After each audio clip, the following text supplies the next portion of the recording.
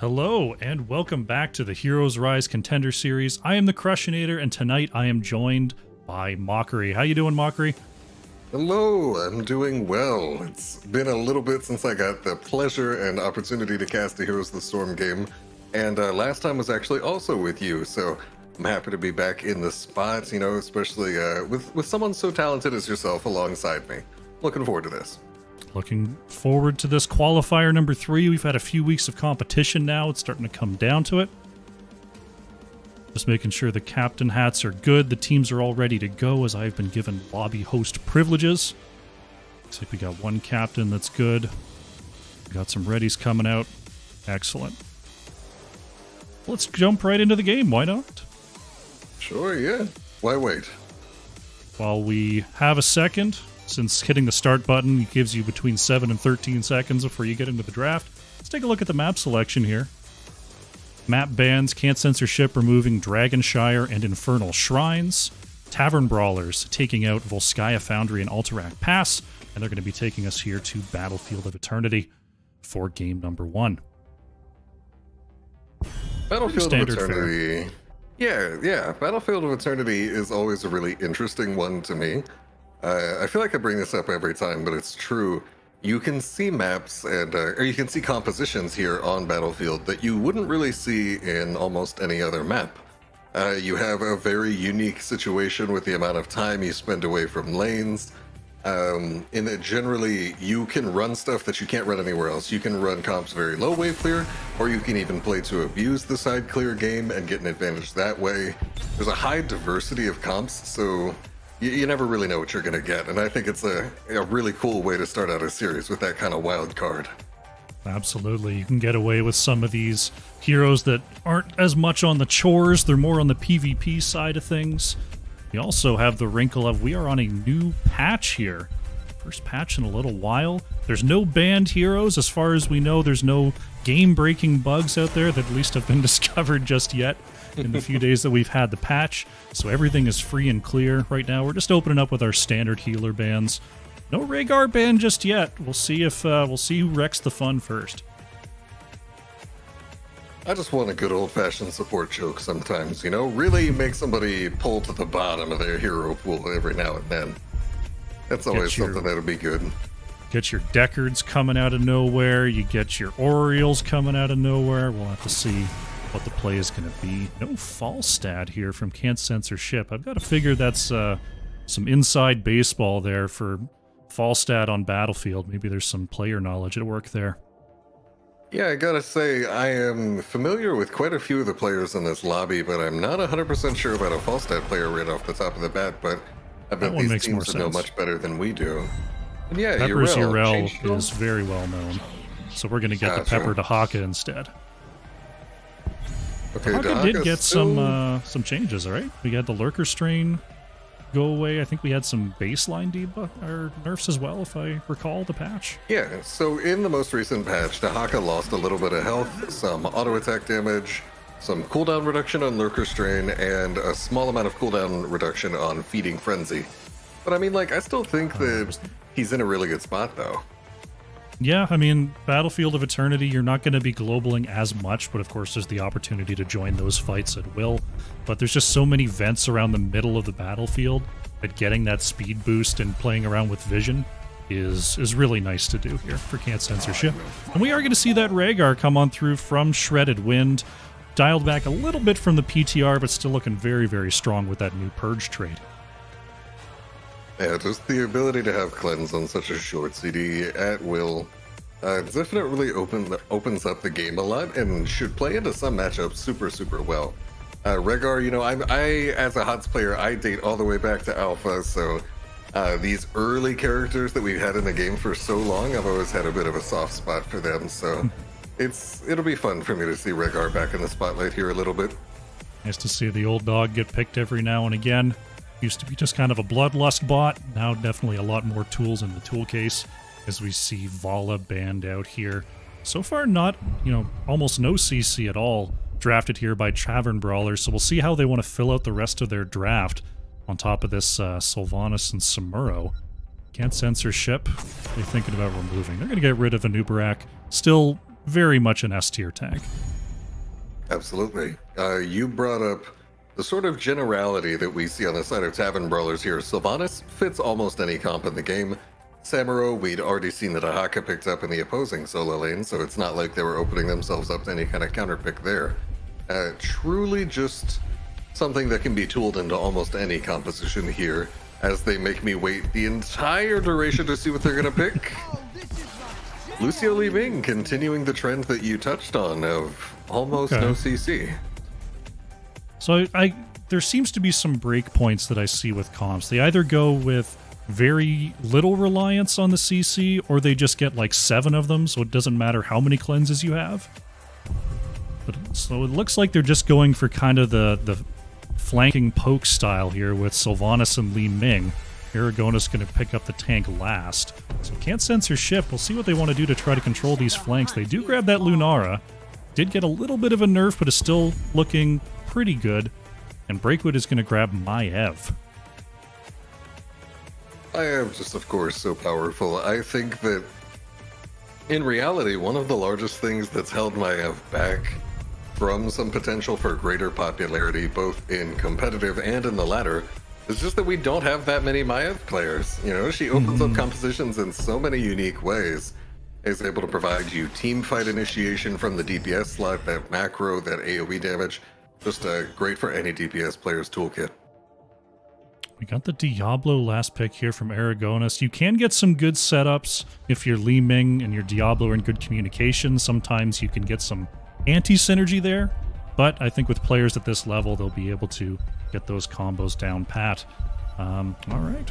Looks like everyone was pretty happy with their heroes. We'll bring it back to us for just a moment. And what do you think of these two comps here, Mockery? I feel like we got something a little bit interesting here from Tavern Brawlers. I think so as well, but I'm definitely eyeballing CCS on the left side here. Just taking a second past the greater sort of the greater sort of everything coming together for the big teamfight identity, I just think that CCS has a good handful of heroes picked right here. Lunara is still very strong in my opinion, even after the most recent set of minor tuning changes. I think Maev, of course, like I just said, is amazing if you can play her. Dahaka's still a great hero, and Rekar, that sort of new blood into the equation, still looks very strong even after the changes, because after all, it's still a very large net buff from where he was before. Oh, absolutely. So, before you even starting to get into the more advanced parts of it and everything, I look at Tavern Brawlers, I see a comp that, while has a lot of potential to be effective, is also rather high skill floor, in my opinion, harder to execute on than CCS, and CCS to me just looks like they selected a lot of really good characters, and I think that's a solid strategy. It's a solid, like it's hard to go wrong with any of these picks on the side of CCS for sure.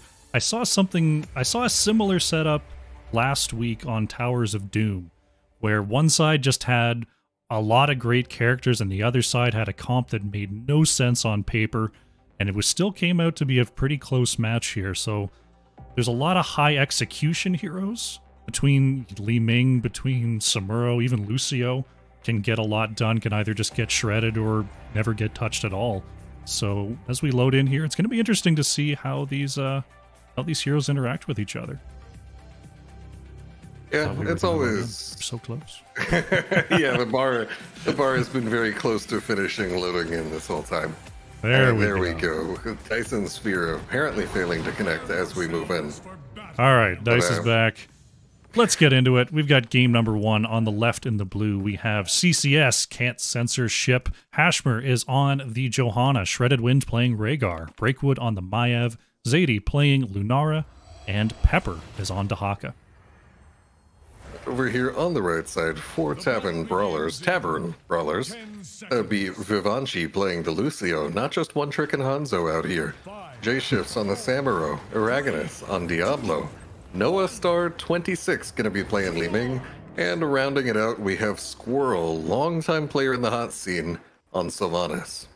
Sylvanas starting off in the top lane here, kind of doing a 2-3 with Samuro right now, trying to keep CCS guessing on where the fight is going to happen, but it looks like Squirrel and J-Shifts doing the good job of getting some chunk out of this wall.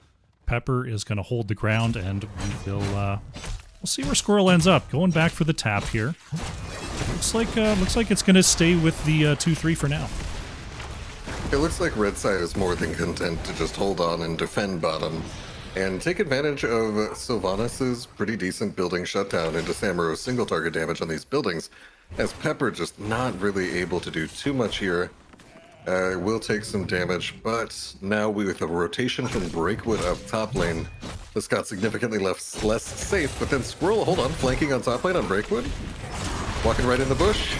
Going to get pulled back there. A little bit of a pullback on the Umbral Bind, so Squirrel going to have to head on back to base there.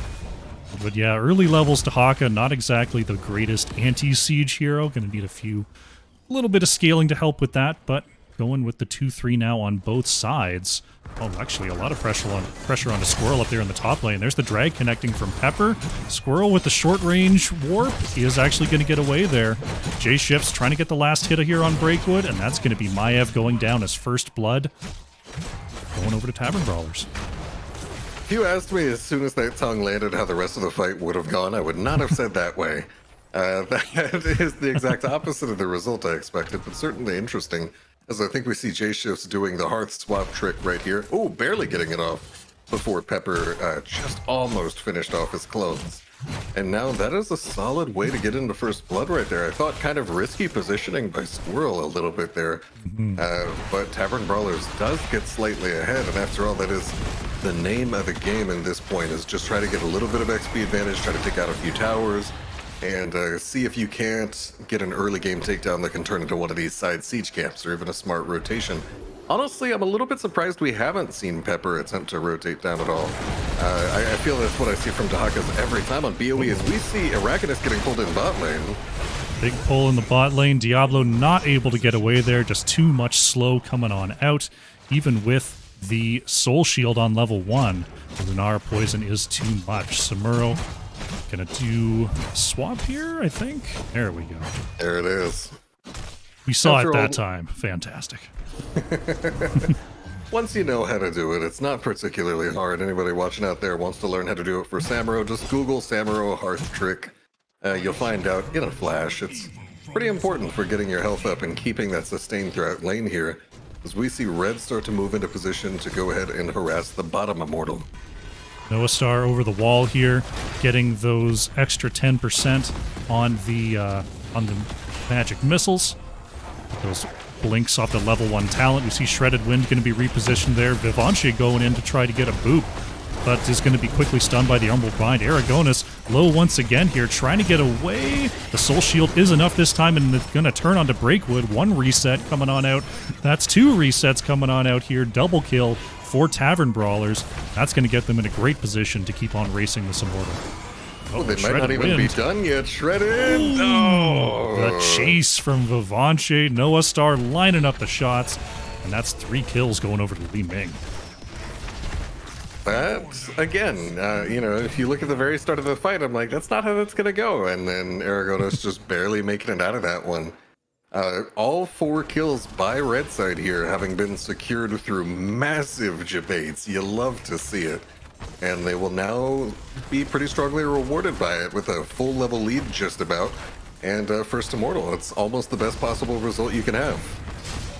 The early game power of the outplay is definitely on display here for Tavern Brawlers. Of course, the level 10 advantage is going to be important as Breakwood warping on out of there with the Shade of Maev. Taking a look at the level 10 opportunities, I mean, I'm wondering if we're going to still see the Falling Sword coming out from Hashmer, or if they really just need that extra stun. Well, I don't believe either of them got any changes in the most recent iteration of Johanna changes. They touched everything around the heroic tiers. We see, hold on, Zadie comboed at the perfect time. Nice cleanse coming out from Rhaegar is going to allow Lunara to hop on out of there without the slow. So Zadie is going to move on back as this immortal shielding is gone. But look at how much siege damage is being done here by Tavern Brawlers. Aragonis going in there is going to get peeled away by Hashmer. Umbral Bind connects. Is the armor going to be enough? The negative armor from the fort, though, just cleaving through Diablo. Is the fort going to be saved? It is, but taken terribly low there by the first objective of the game. Yeah, still definitely not finding themselves in a situation they would prefer to be in on the side of CCS, but hey, at least it's not a total loss of the fort right away here. Look at this top lane push. Coming on out from Squirrel and J-Shifts. One thing to note on this new patch, if you didn't read it, you see that invulnerable well. That is a new feature, so they can't just pick up the well and be on their way. They've got to take down the entire fort here. You see they didn't quite do it, so Pepper is going to have a well to try to help defend that. And honestly, that was a great change for the game, because everyone who would use that tactic before was just scum of a person, and I'm happy that we've moved away from things like that. As we see red side defending bottom against a blue siege camp, actually going to go ahead and deal a lot of damage to towers in the meantime, opening up for any potential pushes later. And of course, the Immortal does push to the less pushed lane in general. The rules can get a little bit more complicated than that, but that'll tell you where it's going to go upwards of 90% of the time, just the less pushed lane. So currently, if blue side does manage to secure an Immortal, it will go top next. Bottom fort is going to be cleared up there by Tavern Brawlers, and they do have their level 10s, but they are met by the level 10s here of CCS. It is going to be that Blessed Shield. Coming on out for Hashmer, we've got Ancestral Healing for Rhaegar, Containment Disc, Isolation, and Leaping Strike. Ooh, and a Wailing Arrow as well. You love to see it. Could be potentially great counter engage whenever blue gets what appears to be a big wombo, leading to even more debates. Who knows?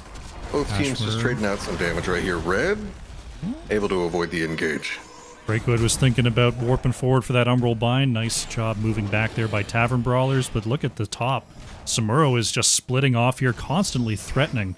That top fort is going to require a response there from Breakwood as we move on down to the bottom side. Aragonus using the Immortal to peel for now. Hashmer just going to control the area. Right now, J-Shift's actually still getting harassed a little bit by Lunara off to the side. Both teams playing a little bit of the passive game. But I will say, as red side, you love to just take it slow. Whenever you have the passive advantage on Battlefield of Eternity, where you know, hey, you're sitting ahead on EXP, you know you've got those catapults coming in the side lanes, force the enemy team to make a mistake, as we see blue team now forced to take the initiative moving forward on red down here. Hashmer going to step up there. They're trying to get onto Aragonus here. Leaping Strike comes out from Zadie. Lightning Breath is not going to be enough. Breakwood taking a big hit there from Noah Star, but the kill does go over to CCS. They've got bottom lane to deal with, though, as we move into the halftime show. Look at that. Entire bottom wall taken out by the split push of Squirrel. Yeah, I think that red team, what they were going for, definitely had a lot of thought into it, and that does open up that keep for a backdoor whenever they want it with Sylve. I think just a little bit of miscommunication about how far they were up while defending that Immortal. Regardless, red team with all 5 members back up alive still has a lead of roughly 8,000 Immortal health here, and is still pressuring that top lane with Samuro. Just the eternal side pressure seems to be so much, but here's another engage. Great unstoppable coming out there from Vivanche, but there is going to be the containment disc onto Diablo. Zadie is low on the edge here and is going to be taken down by Squirrel. Pepper in the back is trying to get some work done, pops the essence, but is very, very low. Maiev is going to be chased out there by J-Shift, so that's a double kill. Pepper is one little bit of health, but there's going to be Dahaka going down. We'll see if Hashmer can also get away here. One push from Lucio, it's not going to be enough, but still a triple kill, and the wave pressure going over to Tavern Brawlers here. Looking really, really good here on Battlefield. Yeah, Tavern Brawlers right now just ahead in virtually every aspect of the game, leading on kills, leading on Immortal, leading on side lane pressure. This has just been a solid, fundamentally sound approach to the game so far. Although definitely a little bit of luck, I feel, in some of these fights, but just the consistent attention to macro has been wonderful from Tavern Brawlers. It's kind of a style that has fallen by the wayside, I feel, in the last patch. Was this sort of split pushy Samuro style. You can do it with other heroes too. I mean, you can do it with Dahaka, you can do it with Leoric. Just having more of a focus on forcing the enemy to move aggressively on the objective. And that's definitely what we've seen Tavern Brawlers do here, is force CCS to step up and take possibly not an ideal fight, just because the more they wait, the more their lanes get pushed in.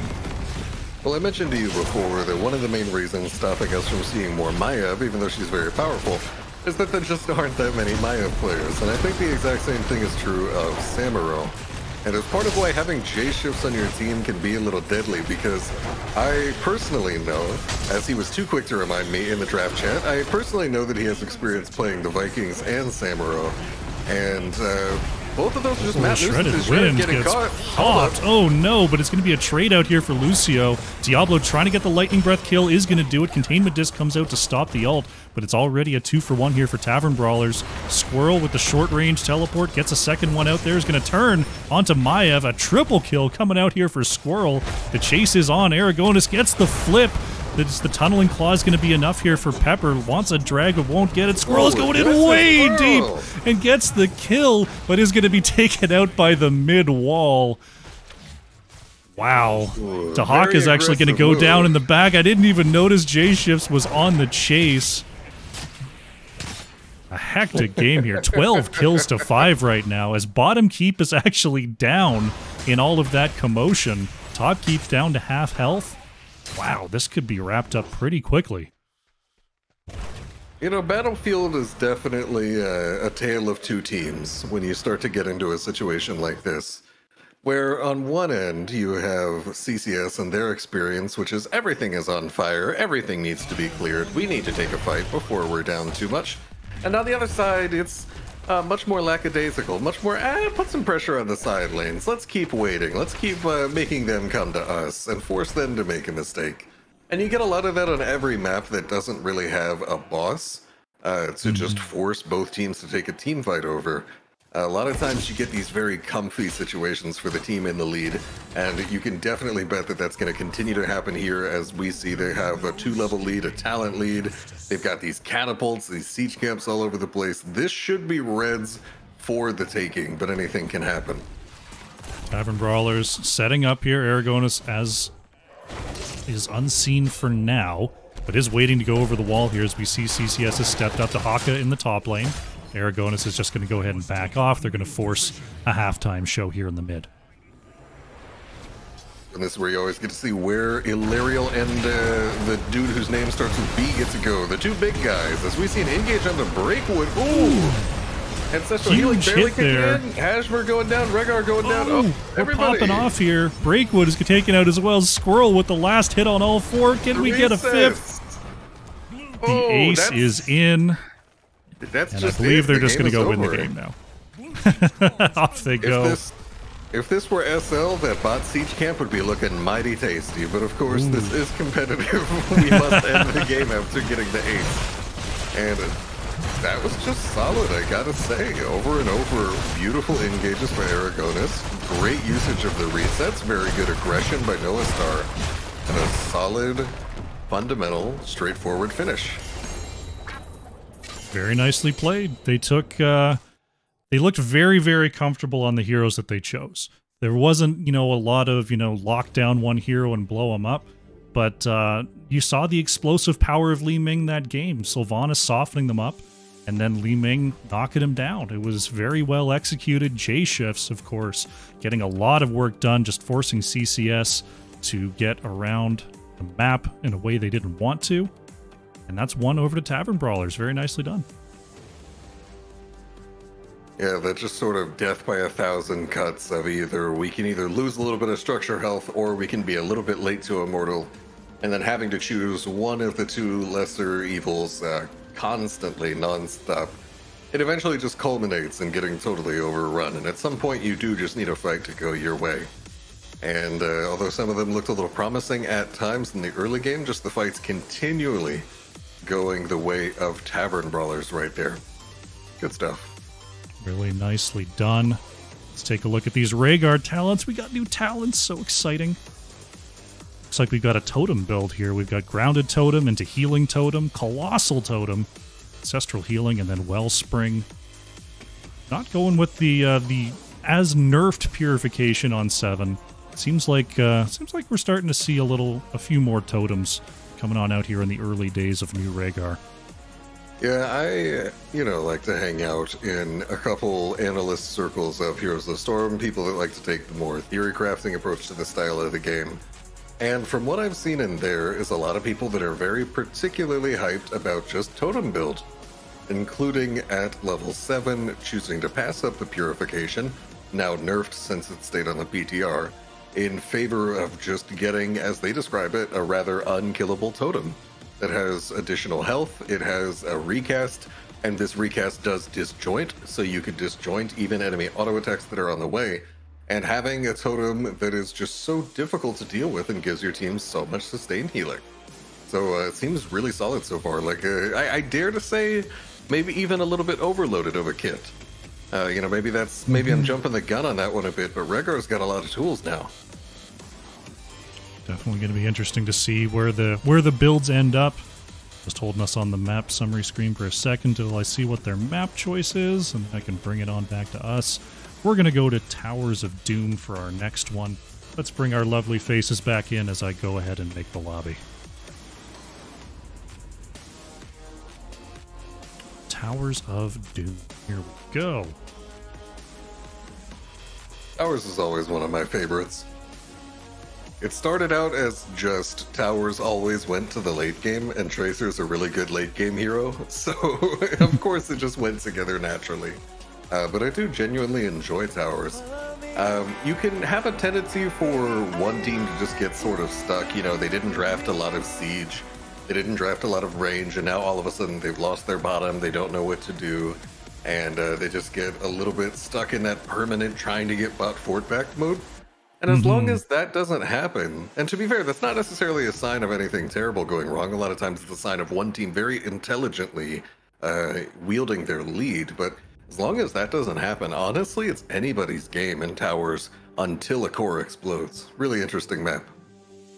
Absolutely. We'll see if the same helter-skelter style remains here for Tavern Brawlers, or if they go something a little bit different. CCS, the opportunity to... I feel like just sort of drafting the good heroes is also good on Towers, but like Battlefield, like you were saying, you can get away with something a little different. Though I'd say there's a few more chores to do on this one than on Battlefield. Absolutely, and I love you call them chores. That's how I would always refer to it whenever I was coaching people. They say, how do I know where to go? And I say, well, an easy way is to know to do your chores, all right? If you've got wave clear, the wave is your chores. How often do waves come? Every 30 seconds.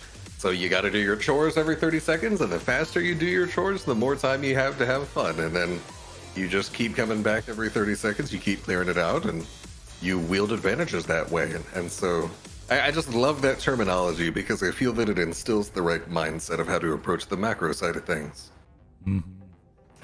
Definitely one I like to throw into the lexicon. Absolutely. During that game, Omega Molecule and Vivanche, thank you so much for the follows. Hope you're having a good time. Got some orb pondering going on in the chat. As we see the Vikings removed here by CCS. Usually, I was going to say where there's Samuro, there's often a Vikings player.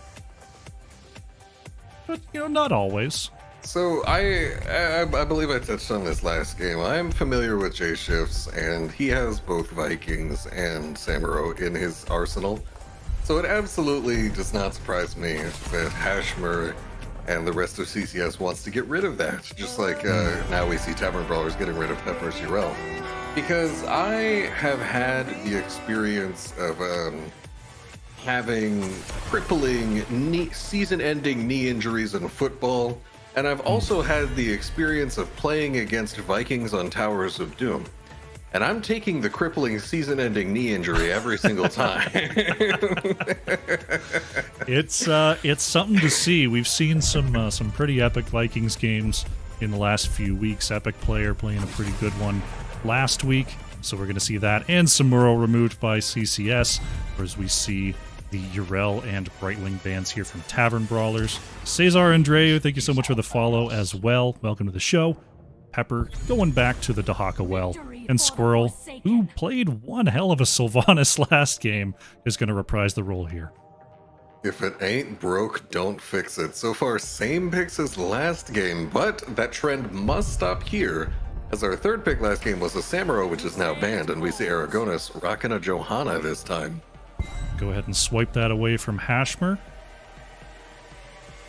See how Tavern Brawlers wants to round that out. I mean, having the jump there, having the falling sword as a way to deny like a Dahaka drag is definitely an option. Zadie going for Falstad and Shredded Wind on Stukov, so Stukov did sneak through there, and we've got a double global shaping up for CCS. Double global's just such a large amount of map pressure, and I almost want to see an early game invade on one of these sapper camps as a result now. That's always just fun, you know, when games are just starting right off the bat, we're just jumping at each other on those sapper camps. As we see another Anubarak third ban, and still a pretty blank slate. Yeah. Nobody they got wants the to Johanna this time, so. See what CCS Johanna wants to remove here. Johanna, definitely a hero that has historically had issues of characters who can just go right past her. Anubarak definitely fitting in that category. Alarak taken away. Huh. Didn't see that ban coming. I guess, I mean, Falstad kind of gets blown up by Alarak. Getting a silence onto Dahaka definitely ruins the dinosaur's day. Again, this feels sort of like did you scrim recently kind of ban? Absolutely, that's 100% what was on my mind, because I look at this and I think Zeratul when I think of what that left side would not want to play into. There's the Li Ming. I was thinking about a Li Ming ban. Like, you think about, you know, who blows up Falstad in a fight, and Noah Star just played Li Ming last game. It's going to be going for it again this time. Bavanche is going to follow that up with a Tyrande here, making lining up those shots that much easier. Yeah, right now, no necessarily easy hard CC to set up for Vivanchi's Lunar Flares, which is always kind of a pain as you're playing Tyrande. And I want to see what kind of... Oh, okay. I like the Cassio pick, actually, somewhat into Tyrande and Sylvanas. Both want to auto-attack a lot when they can. Mostly the Tyrande, though. If you're able to deprive her of getting those auto-attacks off, that can prevent the enemy team from getting some key because you don't get your CDR on blinded autos, eh? That is correct. So anytime Cassie is able to blind that out, that is a super amount of effective damage being dealt. J-Shift's going to be taking the Verstahaka pick here. Hey, there it is. Go with the Zeratul. Okay. Did I call it or did I call it? Right there, I'm looking at that blue side, and I'm thinking to myself, you know, a Zeratul doesn't want to run into a lot of point-and-click CC. They want to be able to just roam free in the backline. And so, of course, Dahaka, not able to easily peel a slippery Zeratul, able to stay on top of Falstad and Stukov as much as he wants. Cassie, a pretty similar deal. It's going to largely come on to Hashmer's shoulders, trying to keep Zeratul away from the rest of his team, as everyone else, rather vulnerable, I gotta say, in this situation. Absolutely. This is... again, looking a little bit more like Tavern Brawlers choosing heroes they think they can outplay on, which, you know, frankly worked out for them last time, so I'm not too surprised to see them do that again here. I'm a little bit worried about their clear situation, but it is Towers of Doom. They don't necessarily need a lot of it, but it'll be interesting to see how they set up the lanes here.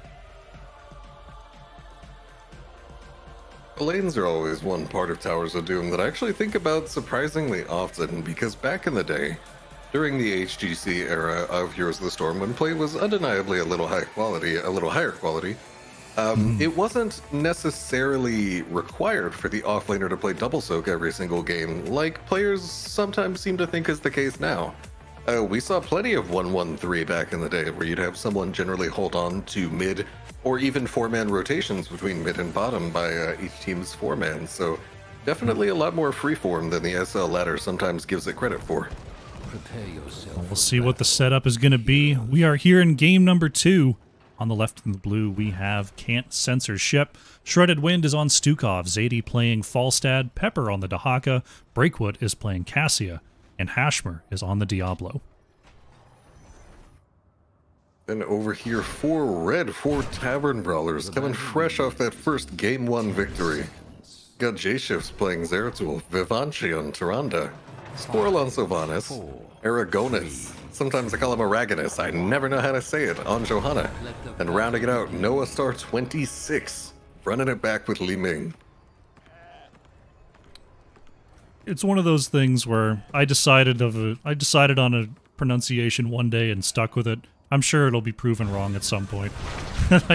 There's one person that I have casted a bunch in the NGS amateur divisions that I've tried like 4 different ways to pronounce their name. They're like, no, that's not quite it. I'm like, you know what? Until they stop thinking it's funny to just not tell me, I'm just going to keep on trying. Absolutely. I remember I watched Paladins back in the day, and there was an individual with this name, if you can see it in the Observers chat there, and I want you to give that your best bet. What do you got? Evuli? Evuli? See, that is actually the correct pronunciation. In fact, much of the scene in the Paladins casting scene had been calling him Evil Eye. Evil Eye. That's Evil one way Eye, to go. You know? Yeah, you read it out one way as Breakwood. Nice job on the dodge there for the Lunar Flare. Oh, goodness. The owl coming on out. Almost hit there. We see the Iron Skin being popped there by Aragonus, starting to walk away. Is that low blow? That is low blow. I was like, that damage is ticking awfully high. But Aragonus does escape. My favorite thing about Stukov is that he has 3 different talents to choose from. I think 4 actually, but at least 3 of them at level 1. That are all just absolutely horrendous to play against. And so regardless of what he's picking, the enemy team is not in for a fun time. Hashmer's starting to walk over here. Won't be able to get onto the can. Oh, Dahaka gets there. Pepper steps on. And Tavern Brawlers step on out just a hair later, and they don't get that steal. That's one of those situations where it's like, all right, fess up. Who didn't DPS? Who was too busy dancing? Who was reading the scoreboard? Come on. That was one Johanna auto away from being Archcam. Squirrel getting hit there. Oh no, Diablo's over the wall. Can they find the kill? There's an extra heal coming out from Vivanci. All of a sudden it's CCS on being taken away, but with only 1 tower, their health bars will stay high enough. That was close. Yeah, right there, Red just already getting pressured so hard out in this early game. And on that Sapper Camp invade at that moment, they knew that they were already 4v5 even without Zeratul. But even if Zeratul did choose to rotate over, he's an early game Zeratul. Pre-level 7, one of the weakest characters on the game. He's effectively a melee minion with a little bit of wave clear and mobility. So they knew that even with those situations, best to just give up the camp entirely. And I'd be of the opinion, honestly, that maybe they shouldn't even start the camp if they don't think they can absolutely clear it before the other team can get there. If they're in a situation where they just absolutely cannot fight. Regardless, they made their decision, and now they're down about a full level. As we see both teams still getting ready to duke it out for this bottom one. There's a dig. Oh, wow. Zadie getting shredded in the back there by Squirrel. Lunar Flare is going to connect onto 2. Moving ahead to get those Stukov heals with J-Shifts on the edge is going to threaten. Bio kill switch. Keeping everyone nice and healthy, though. Shredded Wind on the channel. First interrupt there by Johanna. Squirrel on the edge thinking about the next one. We're going to see the Haunting Wave go out. Right now, Zeratul is soaking the mid, trying to find level 7, but it's still pretty far away here. See how many more interrupts we can get. J-Shifts is going to come on down, get the next one. This could go on for a while here. We'll see if they can get one more. Aragonus in the area has the next one. I can't help but feel like if this goes on for a while, blue team will be advantaged. As blue team blind on one, that's Zealous Glare from Aragonus, so that's double the interrupts. I was like, that came out really fast. Double the interrupts, unfortunately, doesn't play super well into the long term, as you're not getting any more shield glare cooldown reduction. And there's another owl coming in right here, but now blue team with the level 7 advantage. It's going to be harder for red team to fight this at this point. They're going to move in there. Hashmer a little bit low, but still fairly tanky against this early game squad, especially with that soul shield against majority spell damage. We're going to get the quick stun there onto Aragonus. Negative armor is not going to be enough. Breakwood trying to catch up there, is going to get one Surge of Light, but is forced to peel away. Uh-oh, Zeratul coming into the back line, though.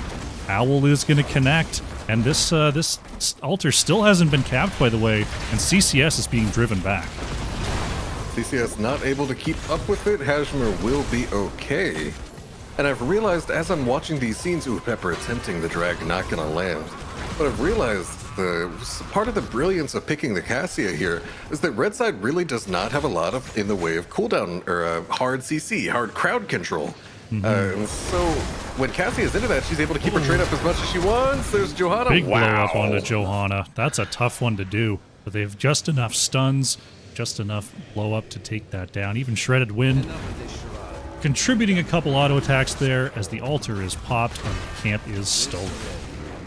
This is now going to be the second camp stolen by CCS within the first 6 minutes. I can't help but think that Red Side may be thinking a little long-term with this drafting right here. Again, into the double global. So easy to go for those invades with the Zeratul, not able to take early game fights very well. They have to be hoping that better days are coming in the late game as we start to scale into those late game power spikes, as we see with this Zeratul, who appears to be building auto attack. Starting to get into that Master Warp Blade. Ooh, J-Shift's in trouble. Ooh. Great drag connection, and Zera's going to go down. Pepper, once again, there at the right time, is going to get a camp steal. Bottom tower is going to be taken out here by CCS as well. They're going to have level 10s in a moment. This is quite the spike. I just can't help but notice that this feels like a total reversal of Game 1, which you often don't really see, where you have one team that just sort of confidently, dominantly controls side lanes, controls team fights, controls objectives, and then all of a sudden you go into Game 2 and it's the entire opposite story. It's the same thing, just going the other way. And usually you don't see that, because I feel often that when one team is just shutting another team down at all avenues, that tends to indicate a total skill difference. But if it's happening both ways, then no, there's some really interesting matchup changes from game to game, and that also opens up interesting possibilities for what Game 3 could look like as well. Still 11-9 here. Tavern Brawlers not really going to have the opportunity to step up here. This could be just 10 free shots coming on through. We'll see how much. We'll see what the interrupt game is like. Surely Toronto will get one of these, but I feel like that's going to be the only possible interrupt. There's the one. You've got Shredded Wind on the bottom side. 5 shots. Zadie on the top side. 5 more. And level 10s have arrived here, though, for Tavern Brawlers, so this could be an opportunity to get back in. Zadie going right into the back. Great pull coming on out from Cassia. Breakwood pulling in Taronda. There's the silence arrow onto 3, but a little bit too late for the save. Squirrel and J-Shifts are still on the flank, but without Taronda, going in there would be a little bit risky. I gotta say, now I have seen both Diablos on both teams go for a trick that I think anybody out there, any tank players watching the stream, should be aware of. When you're attempting to engage on someone that's a little bit too far away for your shadow charge, you can shadow charge something near them, which will go farther than its initial cast range, bringing you right up next to the opponent to flip them over. Both Diablo players on each team have gone for that trick, and that was the catalyst for the Taronda takedown. Shadow charging on a minion into the flip, and hold on, we're seeing a flank right here. Breakwood getting zoomed right in there by the Haunting Wave, giving chase with the fend. O-face there by Squirrel, seeing that interaction.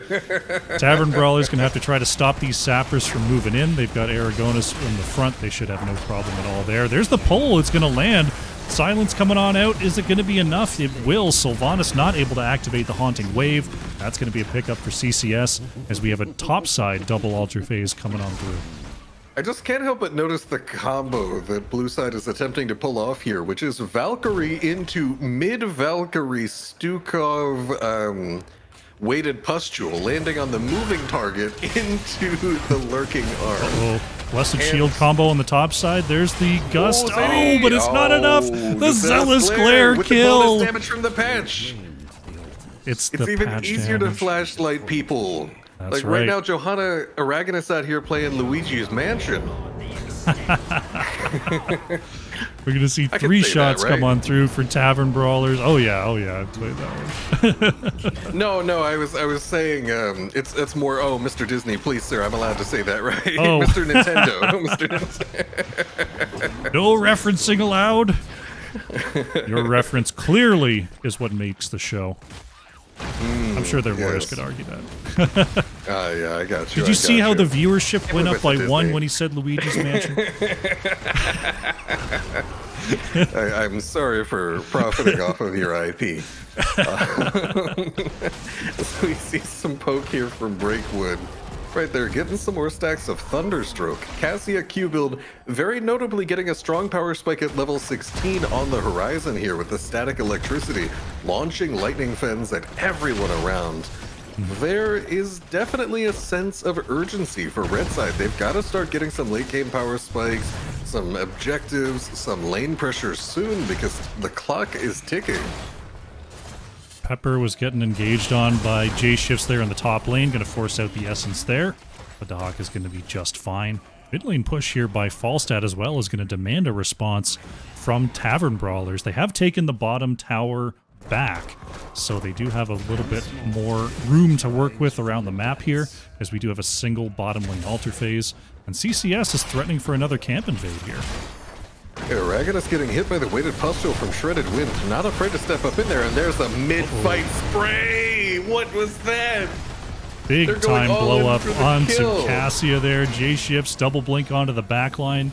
Is going to get on out. Pepper almost getting the drag onto J-Shifts.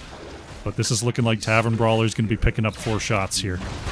I'm just wondering, what in the animes did I just see where everybody goes in on you and you just hit them with the yada yada, drop the spray, and get the counter kill instead?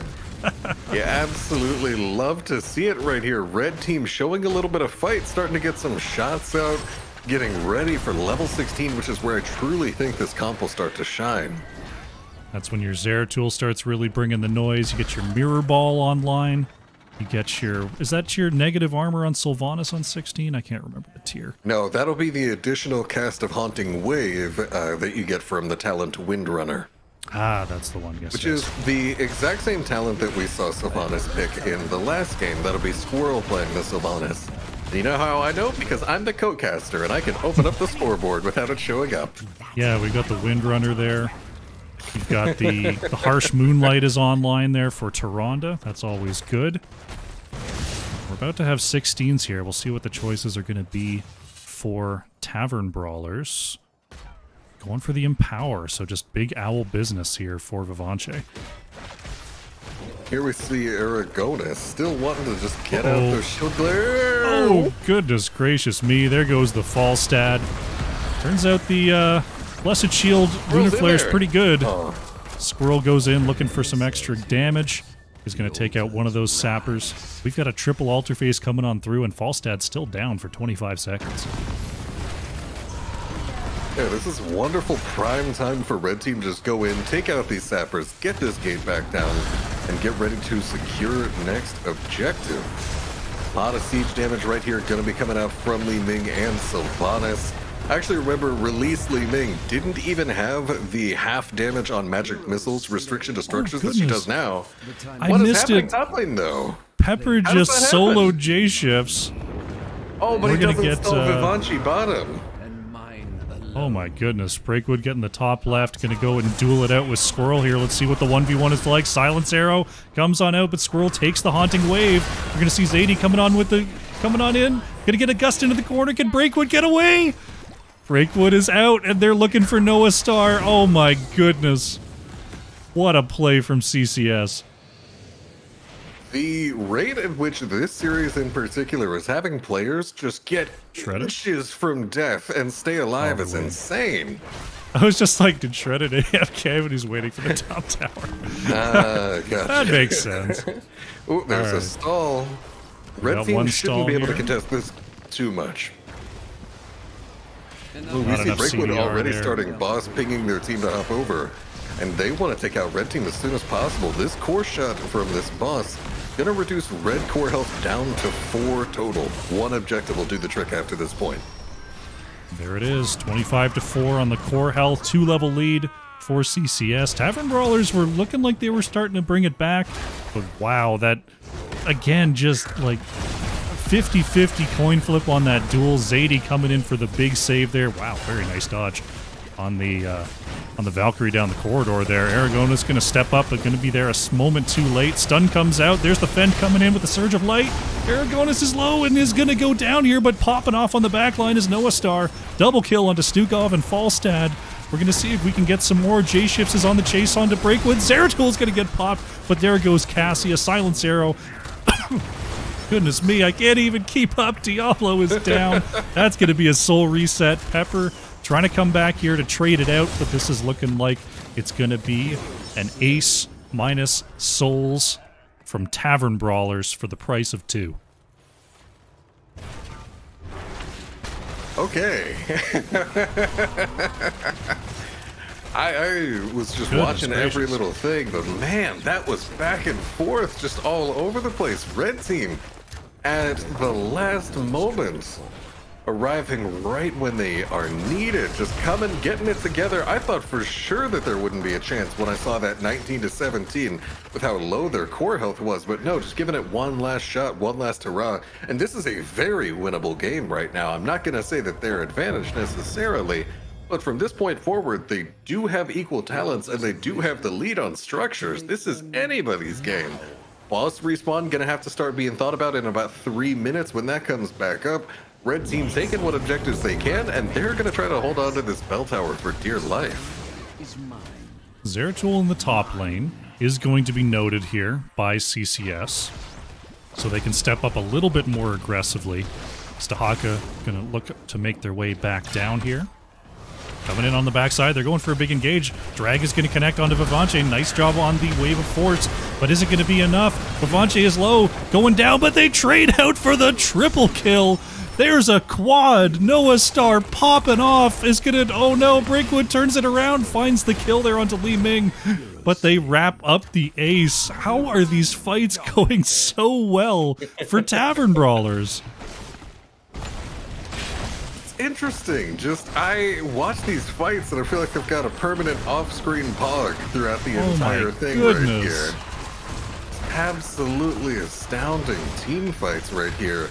I can't help but notice, I feel like CCS a little bit of desperation in their movements right here, a little bit of forced engages, and I can't help but wonder, what's up? What's up, Crush? It looked like they really wanted to use that Dahaka Global to get a fight before Zeratul could make it down there, but they just didn't quite get the pop onto Tyrande that they wanted, and then they all ended up in one spot versus Li Ming. Ooh. Yeah, I mean, and that's the thing. The beauty of the Li Ming is now I believe that's the second or third time that we have seen someone get CC'd on the side of Li Ming, and she is there with the Wave of Force there ready to interfere. And as Dahaka, the tongue was landed. He did get the drag out of the bush, but Li Ming, with that disruption, just barely able to turn that fight around. And now Red side about to get another objective for free right here. It's going to be 5 more shots onto the core. We see CCS has taken back their mid tower, so they're not immediately in danger of being 6 capped, but they are going to be stuck on this bottom side, at least for the moment, as these sappers come on through. Dahaka is going to show in the top lane here, so Tavern Brawlers could look for a snap engage with that Blessed Shield. Yeah, they're just projecting their 5-on-4 pressure right here, right now. They know that they've got a good situation, and they are sitting on it, just refusing to give up bottom bell tower here. As we see another round of sappers get taken. Doesn't look like Blue is going to give them a fight, so I would fully expect to see J-Ships break off and start getting some split push value with that Zeratul. However, he does seem to be sticking around. Aragonas, there it is. Flash engage. There's going to be the Mighty Gust coming on out. Is it going to be enough for the save? Tyrande getting the big ult down, but look at Hashmer. Hashmer's too low, and that's going to be Diablo going down. The pull into the zone of death does not quite land. Aragonas going in there. Oh no, it's the pop onto Falstad. Coming on through from Noah Star. Aragonas getting the last hit there. My goodness. Teammates on Noah Star. Man, zone of death maybe for the other team, says Noah Star. Just diving in right there and getting whatever they want. Pepper able to take out enemy top side bell tower. But in the face of the current situation, I don't think it's going to be enough. Aragonas is there. Oh, has the Tuttling Claws. Almost walked into the wrong neighborhood there as we see Tavern Brawlers looking to take back the mid. There's no Diablo, there's no Falstad. It's only a single tower, so only one set of shots available here for Tavern Brawlers in the next objective. The Haka trying to take back the bottom tower here. We're going to see J-Shifts start the channel immediately. See if Squirrel and Noah Star can get it in time. Didn't get the shots. Ah, yeah, you're right. 4 for 4. But it's only 9-4 in the core health there. Oh, Aragonis is low. Blind coming on out. There's Noah Star popping in there onto Pepper, but Dahaka survives. Zadie on the backside is looking for a big gust play. Cassia gets deleted there. Pepper's super low, gets a big isolation. Look at that. Silence onto them. Vivanchi is low, but Falstad is going to be the next to go down. 2 for 1 here for Tavern Brawlers. And this map is a very weird shade of orange and blue right now. Very non-standard combination of the various bell towers for sure right here. But I think this is one that Red is very, very happy with, especially as they get these sappers, which will go a long way towards taking bottom bell tower back. And in fact, it looks like Blue Team does not plan to contest it. Instead, losing bottom bell tower for the reclamation of mid. And you know, both teams gotta be thinking about this boss right here as core health starts to get very low. I was thinking they should just go take it. J-Shift's gonna go ahead and start it up, just to make sure there's no chance at all that CCS can go and take this. So they're gonna... I see them... I guess they're just waiting. I was wondering, it's like, if you're baiting it, there's not really a reason for CCS to show up. They've got to defend this bottom lane. They don't lose off the boss anyway. So there they go. They're just going to go ahead and take this, reduce the core's health down to 5. It's still 4-4 in these shots, so CCS only needs one of these. Tavern Brawlers needs both. Oh, snap engage though. Aragonis is going in. Hashmer is low. Hashmer trying to get away here. Is going to get the flip over, but that's Souls on Diablo. Silence arrow coming out from Sylvanas as Squirrel is going to warp away with the Bolt of the Storm. Diablo is back with Souls though. CCS still has a chance. Breakwood is going to start the channel here. J-Shifts moves in there. There's the nice job disconnecting there. Breakwood is low. Hashmer in the back line. Bottom is channeled here by Tavern Brawlers. Can they get there? Aragonis has the flashlight. Squirrel on the edge. Gets away from the Cassia pull. Pepper on the back line is exploded by Li Ming. Tavern Brawlers with the reset here. Can Noah Star find a flank? Hashmer on the outside is getting taken down here. Diablo falls for reals this time. Breakwood is low. And this is going to be Tavern Brawlers coming all the way back to take this series 2-0. Oh, man. Level 23 to 24, Penta denied at the end of that game. That is not how I thought that would go. Holy cow. Well, we said it before, Towers of Doom. I said as long as one team doesn't get stuck where they can never get bottom bell tower back, then these games can go however long they go, and it's anybody's game right until a core explodes. Absolutely phenomenal. What can I say? Extremely well played there. Another clinic being put on by the side of Tavern Brawlers. Noah Star, a Li Ming to be feared. Top hero damage coming on out there from Tavern Brawlers. 13 killing blows. Over half of the team's kills over there for Noah Star. Very nicely played. But CCS, they didn't just roll over here. They had a great early game. They had a big swing back in the late game. But it just seemed like they couldn't quite find the fight that they wanted in the end. Honestly, I agree with what a viewer was saying in the chat, which is that I question the decision a little bit for that relatively late game boss call. Not the last boss, but the second to last, that CCS had taken before it would have necessarily ended the game entirely. You know, I'm of the opinion that, much like HP in many games, HP is a resource where it matters when you don't have any more of it, right? And it's kind of the similar way with the core. Taking someone from 13 to 9 doesn't necessarily change the material conditions of the game. It just changes the theoretical ceiling for how long that game can take. And so I can't help but wonder if CCS, rolling off of an advantage, rolling off a 2-level lead, enemy core health is quite low already. If they had just focused a little bit on controlling the geography of the situation and of the maps, maybe they wouldn't have been on the ones on the back foot going, oh, we have to clear this, oh, we have to clear that, and oh, we're losing something over there, but when everything is on fire, you know, just going back to what was happening before there, just kept in the base, constantly having to think about something else getting pressured somewhere, and a little bit of desperate engages there, you know, and that's always, to me, one of the issues of watching Valkyrie is Valkyrie, when it hits, and sometimes it's just not even an ult in the late game, as we saw a few whiffs right there. So definitely one of the more frustrating ults for me personally. I know I've whiffed huge Valkyries before, and just those late game team fights, just heartbreaking, but well played on the scaling by Zeratul. Very nicely done.